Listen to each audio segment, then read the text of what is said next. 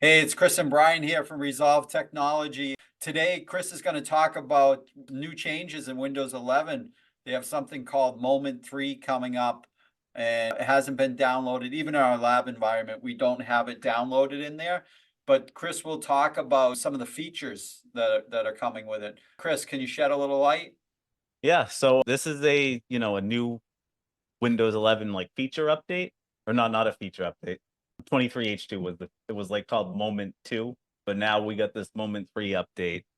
At least for me, the biggest thing is you probably seen this on your phone before on like an iPhone, but now when you get a two-factor code sent to you via email, you'll see that it's auto copying to the quick copy for two-factor codes right to the clipboard, similar to like an iPhone would have. Like when you get a text when you're trying to log into your banking app, you get that two-factor code pop up so you don't, make it a little more convenient. And they're Yeah. also adding this VPN status icon. So it's a small shield covering the Ethernet connection. So that VPN status icon is usually only going to show up though if you're using like IPsec VPN through Windows, right? Right. Like so Yeah.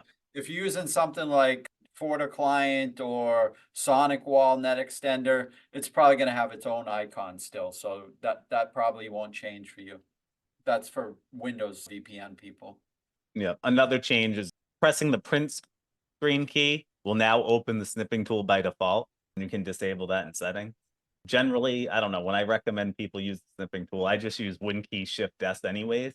Because I don't know, it's kind of clunky when you open the snipping tool and then you know what I mean? There's a much more efficient way of capturing a screenshot.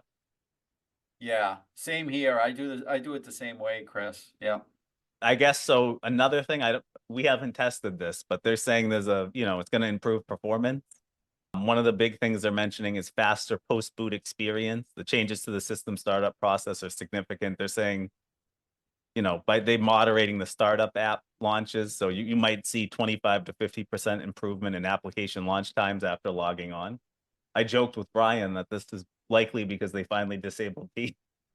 Yeah.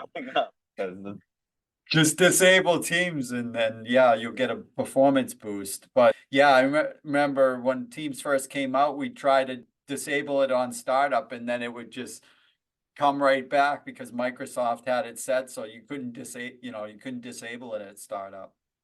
Yeah. Another thing they're saying it's going to reduce game stutter with high report rate mice. So that would probably be more like the gaming crowd with a lot of mice that, generally a 500 or 1000 hertz polling rate is all you need for regular, workstation station use. But there are mice now, 2000 up hertz all the way up to like 8000. And some of those new 8K type mice have problems, in games and just performance in general on Windows. One of the things that I noticed on there that it has is File Explorer improvements, and it's mentioning the cloud, like your experience. So I'm guessing things like OneDrive sync and things like that might be faster in the File Explorer now. That'll be interesting to just Yeah. see if it improves at all. So when it launches pretty quick, but I did notice going from when Windows 11 first came out, launching File Explorer was kind of, it was like a slight delay, I guess you could say. Yeah. And they're saying enhanced cloud and integrated search.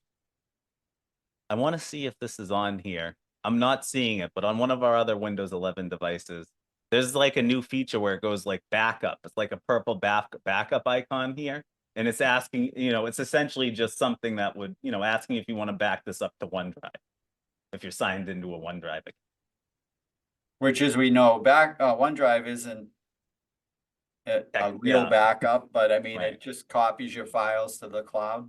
Yeah. One another thing to mention with that is I'd be careful syncing, your desktop documents and downloads to OneDrive because it changes the path, it hard codes the path to go to OneDrive instead of C user's desktop.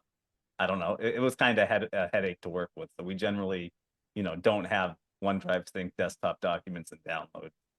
Yeah, good point. Was there anything of timeline as far as this when it gets pushed out? They mentioned it was going to be rolling out, which means, Microsoft will, pick select machines to push these updates to, but is there a timeline at all? It's an optional preview update on Windows 11 22H2. So the way they're saying this, maybe the Moment 3 update is the 23H2 update. Okay. And it says later enabled for everyone in June 2023. So I guess that would be Yeah, my go live for everybody.